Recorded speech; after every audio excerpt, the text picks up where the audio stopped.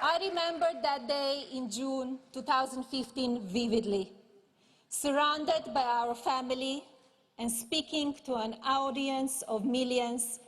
Donald promised to campaign on behalf of those who feel the system is broken and does not work for them, those who just want a fair shake, an opportunity for a better education, a better paying job, a better future. He pledged to restore integrity to Washington and respect for America abroad. This is not an ordinary campaign. It is a movement. A movement in which people feel included, inspired, and involved. I have seen it firsthand. We are deeply grateful to the millions of Americans who believe in my husband because they know he believes in you. He believes in America, and he will make a fantastic president of this United States. I come here today to talk about my husband, Donald, and his deep love and respect for this country and all of its people. I have come here to talk about this man I have known for 18 years. And I have come here today to talk about our partnership, our family, and what I know for sure in my heart about this man who will make America great again. I know exactly what that means. I grew up in a small town in Slovenia near a beautiful river and forests. Slovenia is a small country that back then was under communist rule. It was a beautiful childhood. My parents were wonderful.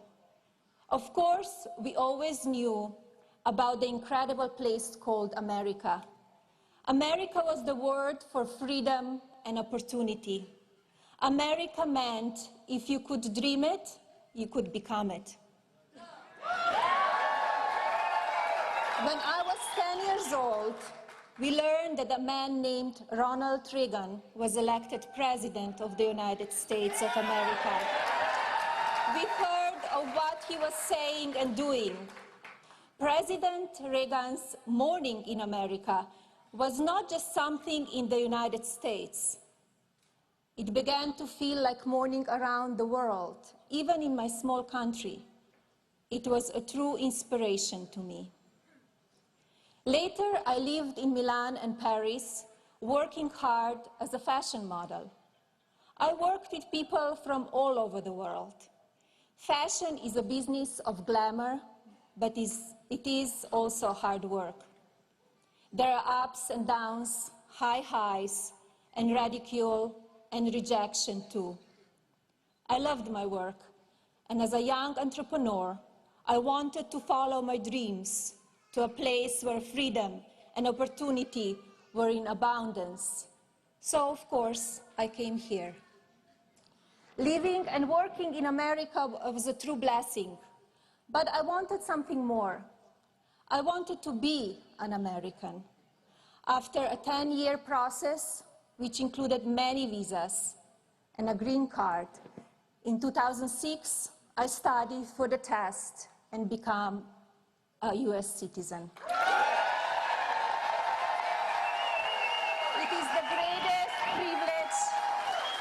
It is the greatest privilege in the world. I'm an immigrant, and let me tell you, no one values the freedom and opportunity of America more than me, both as an independent woman and as someone who immigrated to America.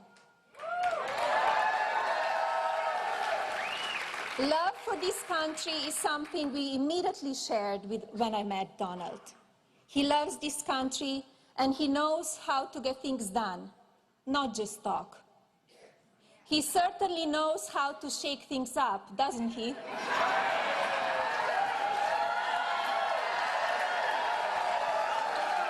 He knows how to make a real change, Make America Great Again is not just some slogan. It is what has been in his heart since the day I met him. Over the years of our marriage, I have watched my husband grow more and more concerned as he sees American workers suffer. I have watched him get frustrated as he sees parents struggle to care for children while working outside the home. I have watched him as he sees over and over again policies that make our country less strong, less secure, and less safe. Every time my husband learned of a factory closing in Ohio or North Carolina or here in Pennsylvania, I saw him get very upset. He could see what was happening. He saw the problems. And he always talked about how he could fix them. My family is truly blessed. The most important thing we have in our family is health and love and loyalty. Donald has built a very successful company. The privilege to go to work each day to do a job that he loves, alongside of his adult children. This is a great blessing for any parent. He had a great and fulfilling life. But Donald knew he could not sit by anymore and watch what was happening in our country. And that is when this campaign, this movement, began.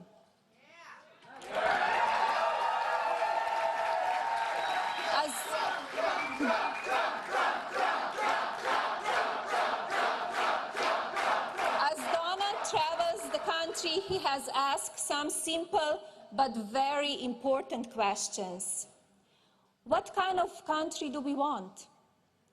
Do we want a country that is safe with secure borders? Yes. Do we want a country where every American gets a fair shot? Yes. Do we want a country that honors our Constitution? Yes. Do we want a country that honors life, liberty, and the pursuit of happiness? Yes. Do we want a country that respects women and provides them with equal opportunity? Yes. Do we want a country where every child has access to a good education? Yes. Do we want children to be safe and secure and dream big dreams? Yes. Do we want a president who is beholden to no one but you, the American people? Yes. Do we want a president who is a fighter for us and will never give up? Yes. Then we want Donald Trump to be our president.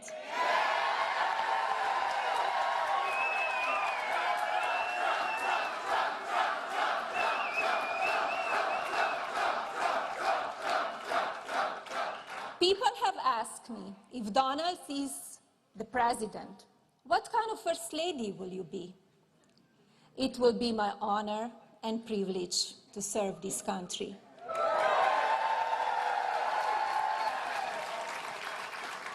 I will be an advocate for women and for children. Let me tell you a little bit more about what that means to me. I'm a full-time mother to our son, Berwyn, an incredible boy. As his father travels around the country, running for president, I'm with our son. We talk a little bit about politics and a lot about life, homework, and sports. Berwyn has many privileges and advantages. We know how fortunate we are. Still, I have the same conversations with my son that many of you have with your sons and daughters, and nieces and nephews, grandchildren and godchildren. I want my little boy to know that he is blessed to have been born in a country that values individual freedom and constitutional democracy.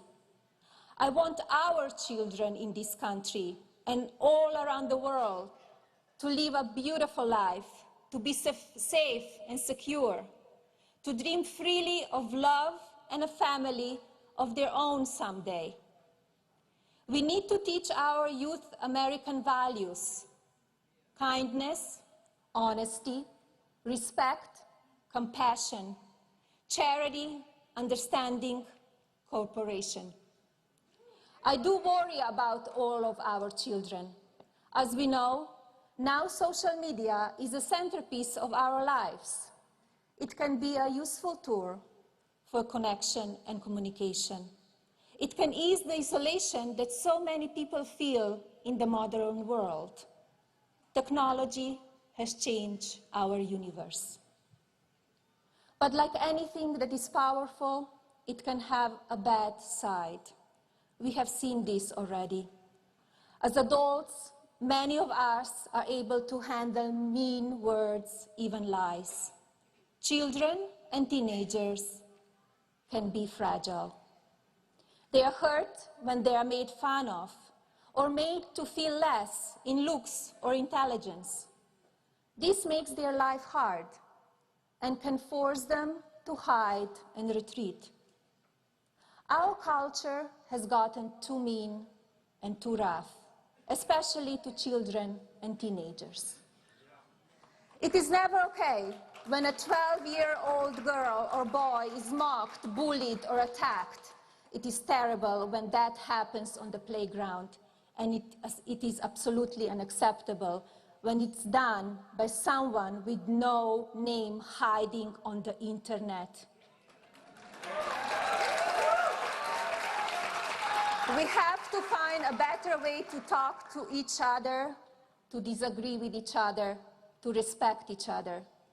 We must find better ways to honor and support the basic goodness of our children, especially in social media. It will be one of the main focuses of my work if I'm privileged enough to become your First Lady.